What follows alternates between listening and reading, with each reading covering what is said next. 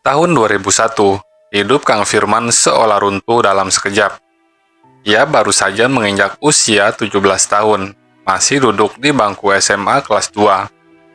Namun, mimpi untuk lulus sekolah harus kandas ketika ekonomi keluarganya anjlok drastis. Ayahnya dulu dikenal sebagai pedagang hasil bumi di pasar tradisional. Setiap hari ia berangkat pagi-pagi, membawa singkong, beras, cabai, dan sayuran dari desa tetangga. Dagangannya sangat laris. Penghasilannya cukup untuk biaya sekolah dan makan sehari-hari. Bahkan keluarga kecil itu dulu sempat dianggap mampu dibandingkan tetangga lainnya. Namun badai datang tanpa ampun. Harga-harga di pasar turun. Barang dagangan sering busuk tak terjual. Dan beberapa kali ia ditipu oleh tengkulak. Uang modal lenyap, utang justru menumpuk. Rumah mereka yang sederhana mulai dititipkan sertifikatnya ke bank keliling. Suasana rumah berubah muram. Ibunya hampir setiap malam terdengar menangis di dapur.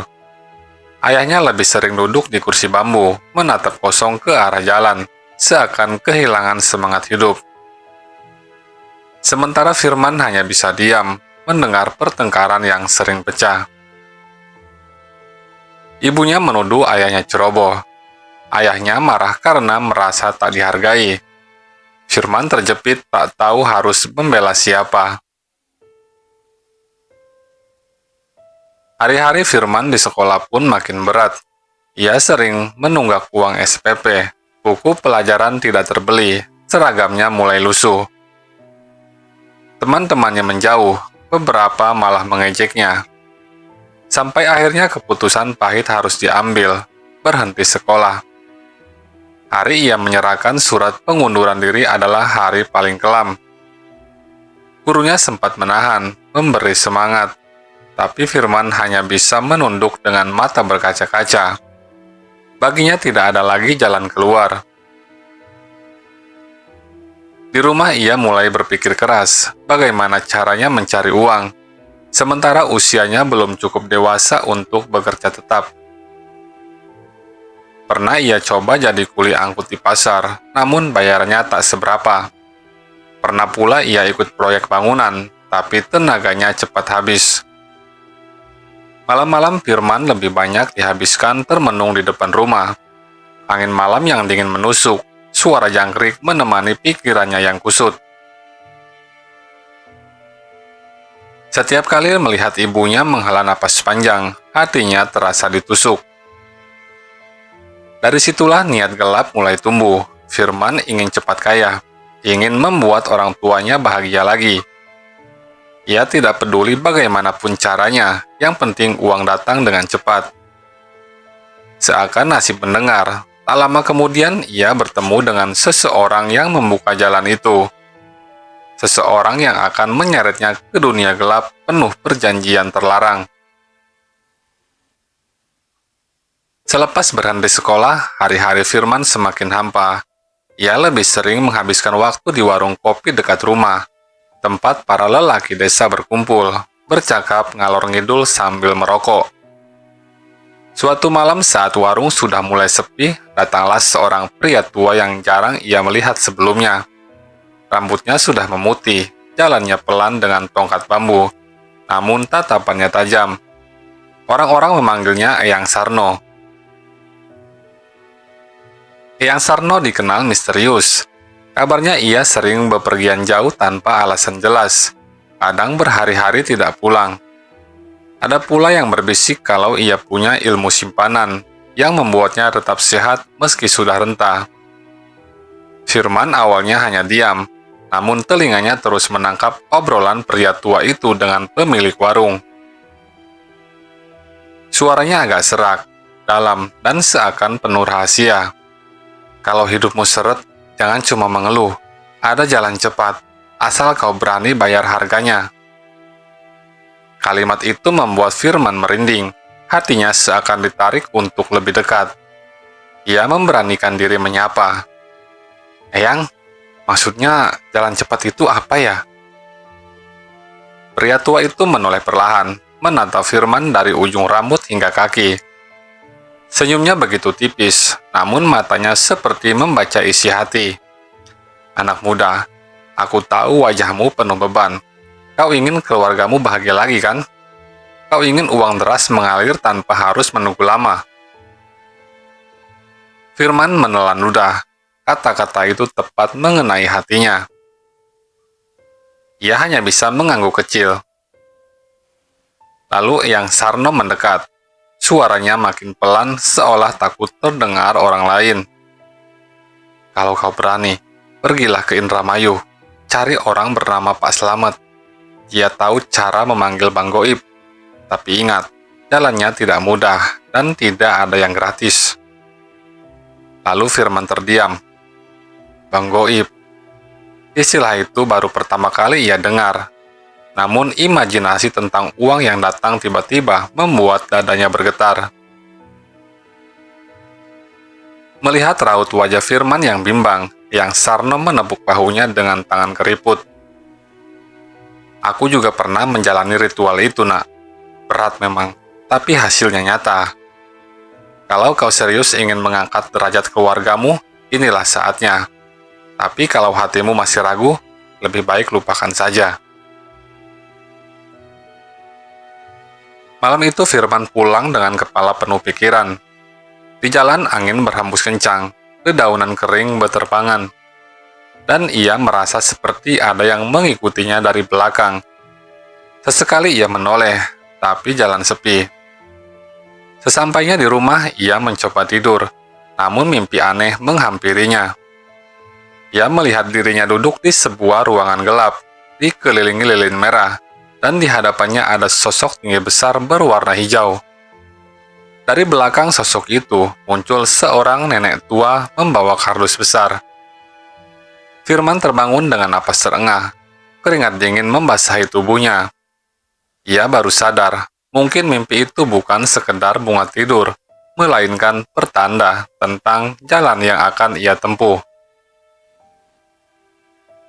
Dan sejak malam itu, pikirannya tak bisa lepas dari nama Pak Slamet di Indramayu. Setelah bermalam dengan pikiran kacau, Firman akhirnya membuat keputusan besar. Ia tak lagi peduli pada resiko, apalagi mimpi-mimpi aneh yang menghantuinya.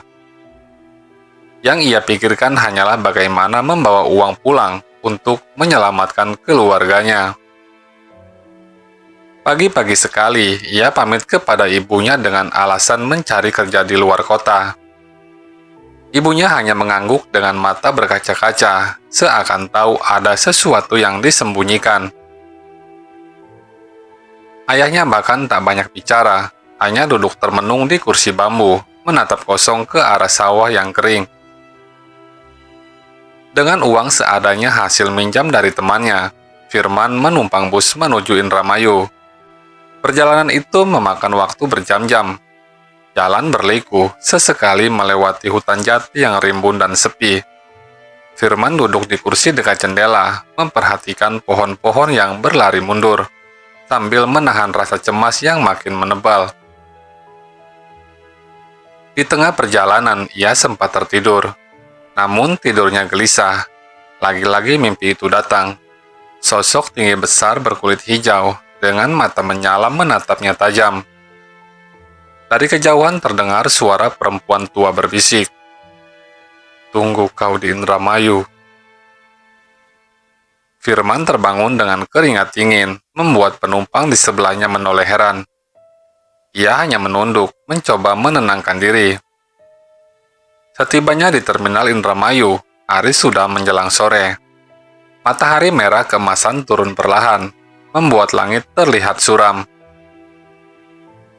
Firman turun dari bus dengan langkah ragu. Ia belum tahu harus kemana mencari orang bernama Pak Slamet itu. Dengan nekat, ia bertanya kepada beberapa warga sekitar. Anehnya setiap kali ia menyebut nama Pak Slamet, wajah orang-orang berubah. Ada yang langsung diam, ada yang berusaha mengalihkan topik, bahkan ada yang hanya menggeleng lalu buru-buru pergi. Sampai akhirnya seorang kakek penjaga warung rokok menatap Firman cukup lama. lalu berkata lirih,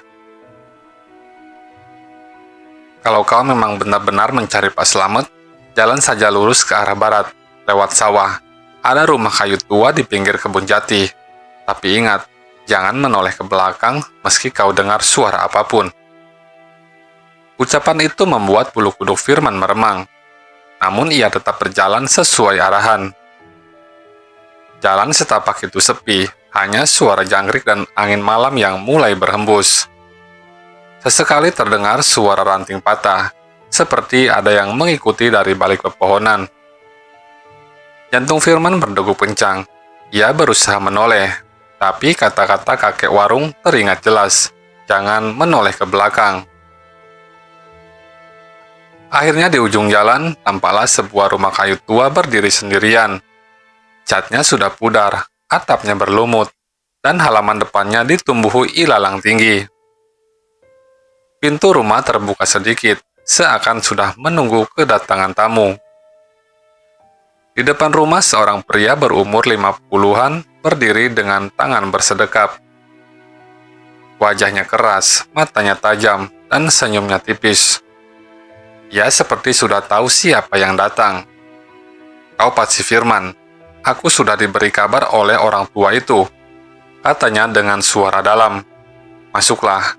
Malam ini hidupmu akan berubah." Firman tercekat, tubuhnya gemetar, tapi kakinya seakan ditarik masuk ke rumah itu. Dan disitulah perjalanan gelapnya dimulai. Begitu melangkah masuk ke dalam rumah tua itu, Firman langsung disergap aroma menusuk dari asap kemenyan yang mengepul di sudut ruangan. Lampu minyak redup menggantung di langit-langit, menimbulkan bayangan bergetar di dinding yang sudah menghitam dimakan usia. Di ruang tengah beberapa benda aneh langsung menarik perhatiannya. Ada keris berkarat yang dipasang melintang di dinding, janur kering digantung seperti penolak bala, serta foto-foto hitam putih orang-orang tak dikenal, semuanya berwajah kaku dan seram. Pak Slamet duduk bersila di atas tikar pandan, menyalakan rokok kretek sambil menatap Firman yang berdiri kikuk. "Kau benar-benar sudah siap. Sekali masuk ke jalan ini, tidak ada kata mundur," katanya tegas. Firman menelan ludah, suaranya bergetar, namun ia tetap mengangguk. Saya siap, Pak. Apapun yang terjadi." Pak Slamet mengangguk pelan, lalu mengeluarkan sebuah buku lusuh dari peti kayu kecil. Sampulnya hitam, penuh tulisan aksara Jawa kuno yang sulit dipahami. "Ini kitab panduan. Kau akan menjalani ritual 7 hari 7 malam. Tidak boleh tidur, tidak boleh makan sembarangan, tidak boleh melanggar aturan sedikit pun. Kalau gagal, nyawamu taruhannya." Firman merasakan tubuhnya merinding, namun bayangan tentang uang mengunung terus menutupi rasa takut itu. Pak Slamet lalu mengeluarkan selembar kertas kuno berwarna coklat. Di atasnya ada goresan tulisan seperti perjanjian. Ia menyodorkan kepala Firman bersama sebilah pisau kecil. "Tanda tangani dengan darahmu, supaya mereka tahu kau serius." Dengan tangan gemetar, Firman menusuk ujung jarinya. Tetesan darah jatuh di atas kertas itu, lalu ia menuliskan namanya. Begitu namanya selesai ditulis, lilin di ruangan itu tiba-tiba bergetar dan api menunduk seolah tertiup angin, padahal jendela tertutup rapat. Pak Slamet tersenyum tipis, matanya menyorot tajam. "Bagus, mereka sudah mendengar."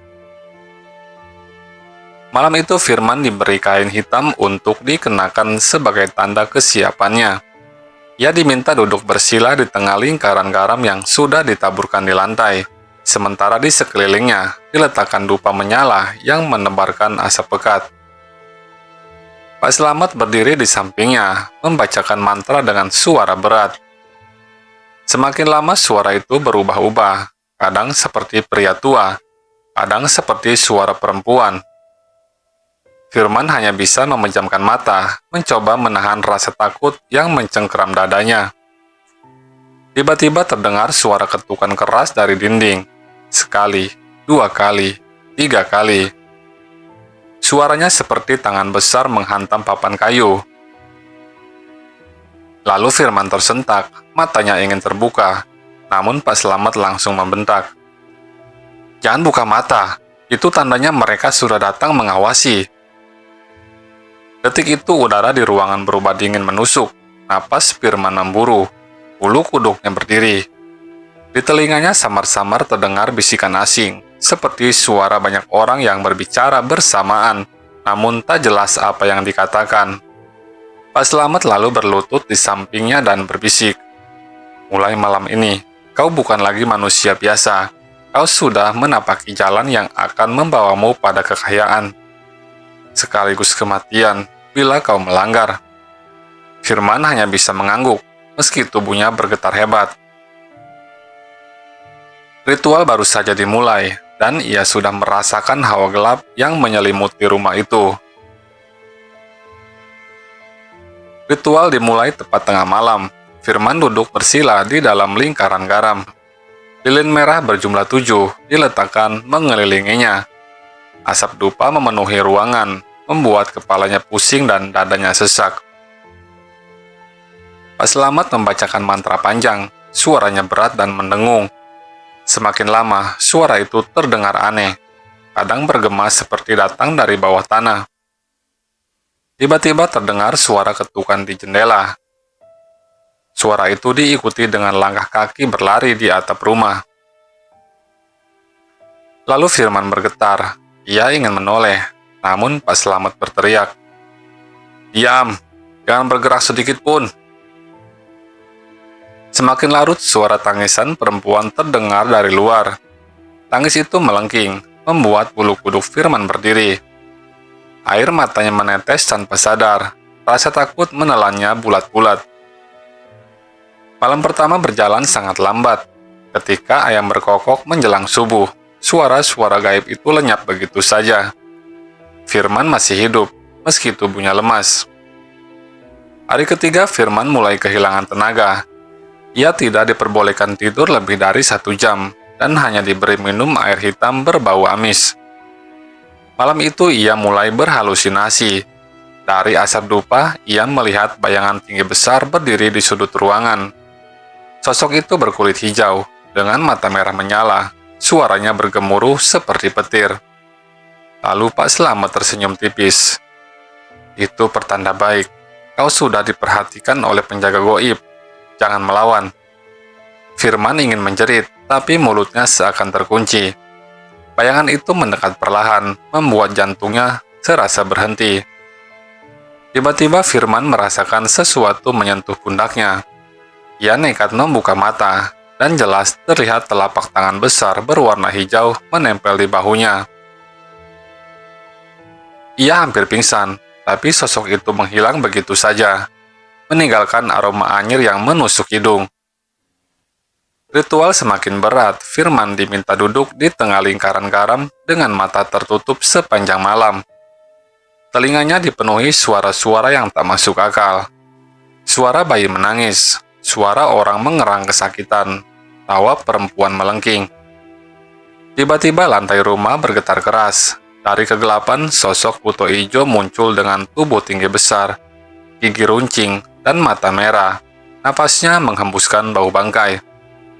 Firman gemetar, tubuhnya seakan lumpuh. Buto ijo hanya berdiri di hadapannya, menatapnya tajam. Pak Slamet berkata dengan lantang, "Dialah penjagamu. Jika kau bertahan 2 malam lagi, ia akan menjadi bagian dari hidupmu." Firman hampir gila mendengarnya, namun rasa takut bercampur dengan hasrat akan kekayaan membuatnya tetap bertahan. Malam terakhir adalah ujian puncak. Firman hampir tak sanggup lagi. Tubuhnya kurus, wajahnya pucat, matanya merah karena kurang tidur. Tepat tengah malam, pintu rumah terbuka sendiri dengan suara berderit panjang. Dari luar, masuklah sosok nenek tua bungkuk dengan rambut putih panjang. Wajahnya keriput penuh senyum mengerikan. Di tangannya, ia membuka 2 kardus mie instan. Suaranya serak namun jelas. "Ini yang kau inginkan. Uang untuk hidupmu. Tapi ingat, tidak ada yang gratis." Firman membuka kardus itu dengan tangan gemetar. Isinya tumpukan uang kertas baru. Begitu banyak hingga ia hampir tidak percaya. Bau khas uang baru menyeruak, membuat kepalanya berputar. Pak Selamet hanya tersenyum. Ambillah, mulai sekarang hidupmu berubah.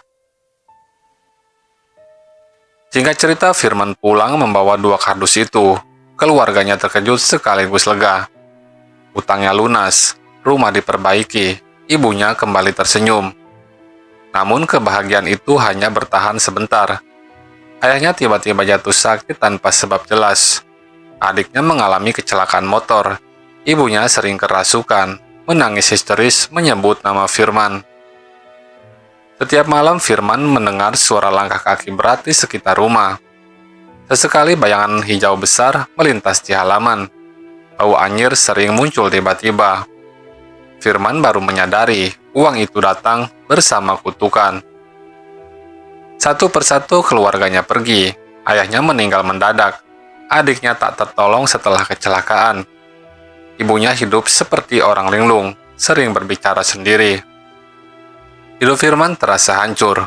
Uang yang dulu ia pikir membawa kebahagiaan justru menjadi bencana.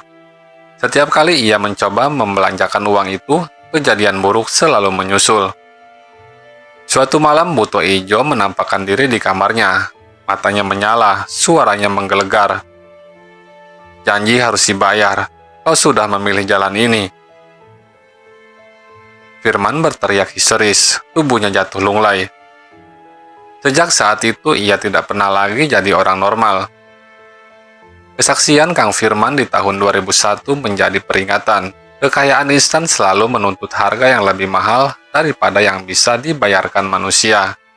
Dan itulah akhir pahit yang harus ia tanggung sepanjang hidupnya.